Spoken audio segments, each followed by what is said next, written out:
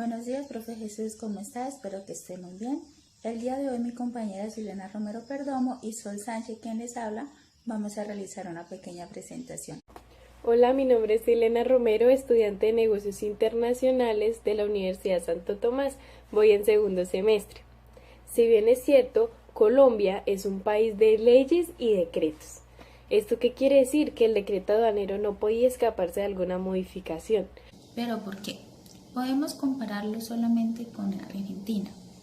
Argentina al año del 2013 en el Estatuto Aduanero tenía cerca de 10 modificaciones, Colombia tenía 130 modificaciones, teniendo en cuenta que Argentina tenía 30 años con su Estatuto Aduanero y Colombia apenas 13 años a esa fecha. Nosotras, como profesionales en negocios internacionales de la Universidad Santo Tomás, debemos buscar información y teorías sólidas, verídicas, que nos permitan entender y sustentar lo que es el comercio internacional de bienes y servicios en la actual y cambiante realidad de los negocios. Bueno, por eso este video va a tratar de explicarles a cada uno de ustedes la evolución que ha tenido un decreto tan importante como el 2685 de 1999, Estatuto Aduanero, hasta el decreto actual vigente. El actual vigente es el decreto 1165 del 2019. Sin embargo, hay entre estos dos uno muy importante que se sacó en el 2016 y es el decreto 390. Y finalmente vamos a contarles un poco sobre el último decreto que sacó el presidente Duque, nuestro actual presidente, y este lo sacó debido a la pandemia COVID-19. Entonces, muy atentos. Empezaré por alguna de las modificaciones que se le hizo a la 2685. Digo unas, pero quizás una de las más importantes, que fue publicada el 20 de mayo del 2013, el cual incluía los principales cambios que eran principios de la actividad aduanera, obligaciones de las agencias de aduanas y de los declarantes, actuaciones directas de las importaciones declarantes, régimen sancionatorio, incluyendo exportadores e importadores, armonización de trámites, convenio de Kioto, destinos aduaneros. El cambio en ese momento había generado muchísima insatisfacción, ya que beneficiaba a algunos gremios, pero a otros no tantos. Empezaremos hablando acerca de los principales cambios en los principios. En los principios tenemos que antes de esta modificación estaba el principio de eficiencia y de justicia. Luego se adicionaron a esa fecha se adicionaron el principio de tipificidad, prohibición de doble investigación o aprehensión por el mismo hecho, principio de descripción más favorable, principio de seguridad y facilitación en la cadena de logística de las operaciones de comercio exterior. Pero ¿por qué era importante el cambio en estos principios? Esto era necesario porque el funcionario de aduanas, al momento de resolver algún problema, pues ya tenía unos principios del derecho generales como base para solucionar los conflictos que podían surgir. Y porque es que antes lo que hacían era dirigirse a la Constitución política o se dirigían al Código Contencioso Administrativo. Los cuales eran citados pues, para resolver problemas o para defensas. Bueno, como segundo punto tenemos las definiciones. Desde el decreto 2685 al decreto 1165 hay algunas palabras que han cambiado. Por ejemplo, inspección pasó a ser aforo. Nacionalización pasó a ser desaduanamiento. Tributos aduaneros pasó a ser derechos de importación y finalmente modalidades de importación y exportación pasaron a ser regímenes aduaneros. Asimismo, hay palabras que han sido eliminadas, por ejemplo, operaciones especiales, coeficiente de rendimiento y persona inexistente. y también hemos incluido algunas. Por ejemplo, residente en el exterior, endoso y mandato aduanero. Bueno, como punto número 4 tenemos la facilitación del comercio exterior.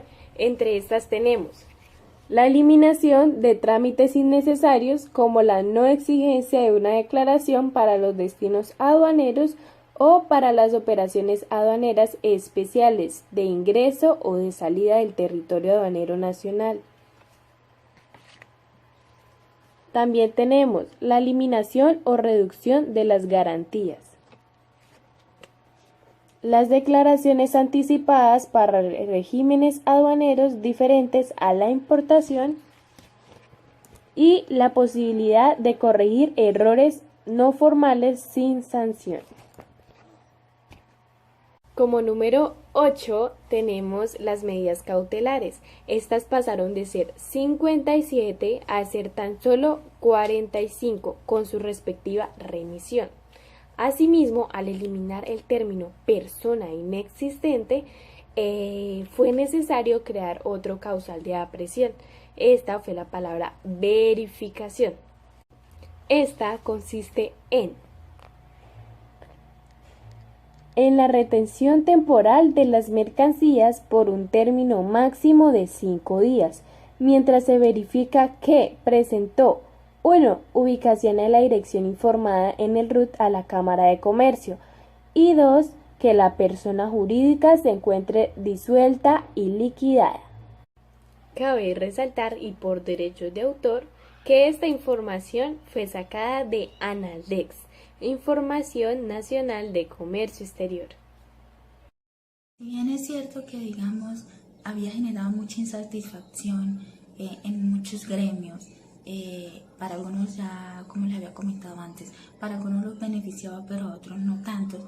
Estas modificaciones, aparte de los principios generales que ya estaban incluidos, se hacía necesario el cambio porque Colombia había adquirido obligaciones con la comunidad andina, a la cual esta pertenecía al Convenio Internacional de Kioto. ¿Qué era esto de Kioto? El Convenio Internacional de Kioto lo que busca es unificar todos los países, que se hable una sola lengua, que sea un solo estatuto aduanero a nivel global. Entonces, al estar afiliada o al entrar al grupo de la comunidad andina y la andina tener la filosofía del Convenio Internacional de Kioto, entonces era necesario hacer cambios en el estatuto aduanero que ya no caminaban hacia lo mismo con la comunidad andina. Otra cosa que también se hace importante estos cambios es por los tratados de libre comercio que tenía Colombia, que había adquirido con Estados Unidos, con Canadá, con Suiza. ¿Esto por qué? Porque se hacía necesario que se desaduanizara los productos que llegaban a Colombia, que en menos de 48 horas se nacionalizaran. Entonces, esto fue una de las cosas que sí o sí tenían que cambiar, porque porque se había aliado a la comunidad andina, porque se había firmado tratados de libre comercio, cosas de las que ya no se podían echar para atrás, y que lo mejor que venía para el país era progreso. Entonces, pues precisamente se hacía necesario que se cumplieran todas estas requisitos para seguir perteneciendo a la comunidad. El decreto 390 del 2016, el cual modifica artículos, definiciones, cambia conceptos y entra de forma escalonada al país. El decreto 1165 del 2019, que adopta algunos conceptos de la 2685 de 1999 y otras modificaciones que hacen que el estatuto sea más fácil de comprender y más claro. Como número 2 tenemos evitar las interpretaciones. El hecho de que el nuevo decreto, que en este caso es el 2019, entrara en vigencia el 2 de agosto, hace que, digamos, que la seguridad jurídica para quienes hacen parte del sistema del comercio internacional mejore. La redacción de estos plazos, de estos términos, surgió de una serie de reuniones entre funcionarios de la DIAN y su director, que es José Andrés Romero. Aquí, pues obviamente buscaron solucionar algunas cosas del decreto pasado, aplicarlas de una manera mucho más clara, porque había mucha inconformidad en algunas cositas porque no habían sido precisos con la información. Como número 4 tenemos la claridad en los usuarios aduaneros. Si bien es cierto, el decreto del 2019 logró despejar algunas dudas que se tenían sobre dos sistemas que iban funcionando hasta el momento, ¿sí? Eran los usuarios altamente exportadores, ALTEX, y los usuarios aduaneros permanentes, la UAP. La DIAN fue consciente de que no podían eliminar estos dos sistemas si no creaban otra o si no tenían alguno que lo reemplazara. Es por esto que se creó el usuario de confianza para las empresas pequeñas y la OEA, o operadores económicos autorizados, para las empresas mucho más grandes, cuya calificación es mucho más exigente. Bueno, ahora vamos a hablar del decreto 436 del 2020. Este realmente se sacó debido a la pandemia de COVID-19. El 6 de marzo del presente año se conoció el primer caso de una persona contagiada de coronavirus o la pandemia del COVID-19 aquí en Colombia, ¿sí? Ya incluso el 12 de marzo Colombia había sido decretado en emergencia sanitaria. Esta pandemia afecta no solo la salud de las personas, sino también la parte del comercio exterior, lo que son las importaciones y las exportaciones, puesto que estas bajan de una manera un poco abrupta, y eso que no solo son nuestras restricciones las que pone nuestro país, sino que son las restricciones que ponen a nivel internacional, porque es una pandemia que nos está afectando en general. Es por esto que sale este decreto, el cual tiene ciertos parámetros. Por ejemplo, en el artículo 1 dice: vigencia del reconocimiento e inscripción de los usuarios aduaneros permanentes y usuarios altamente exportadores. Bueno, ¿qué quiere decir esto? La vigencia como tal del reconocimiento e inscripción de los usuarios aduaneros permanentes y altamente exportadores se prorroga hasta el 31 de mayo, ¿sí?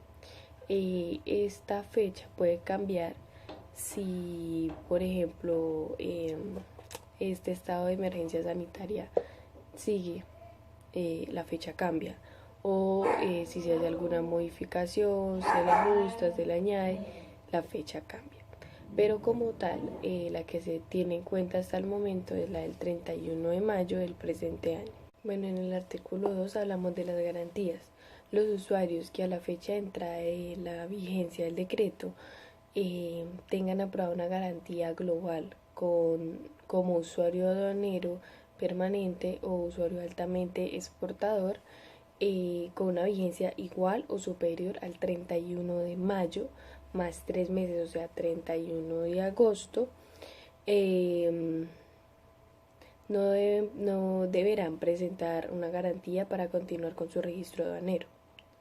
Por otro lado, si como usuario que a la fecha de entrada del decreto tengan aprobada una garantía global que ampare dichos registros con una vigencia inferior al 31 de mayo más 3 meses, 31 de agosto, deben acercarse o presentarse ante la Subdirección de Gestión y Registro Aduanero de la Unidad Administrativa Especial de Dirección de Impuestos y Aduanas Nacionales, o sea, la DIAN.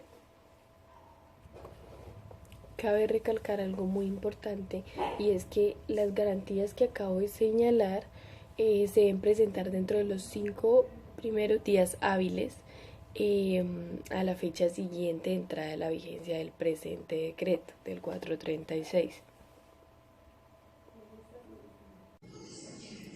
Que el gobierno haya tomado estas medidas es muy importante para los usuarios y no solamente para ellos, sino para nosotros, hablándolo como país. ¿Por qué? Porque se mantiene un continuo flujo de importación y exportación garantizado, que quizás no es el mismo de antes, hay que hacer algo.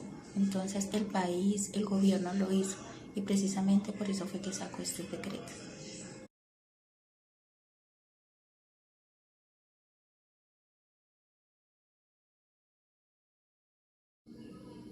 Colombia es el maravilloso país de las leyes.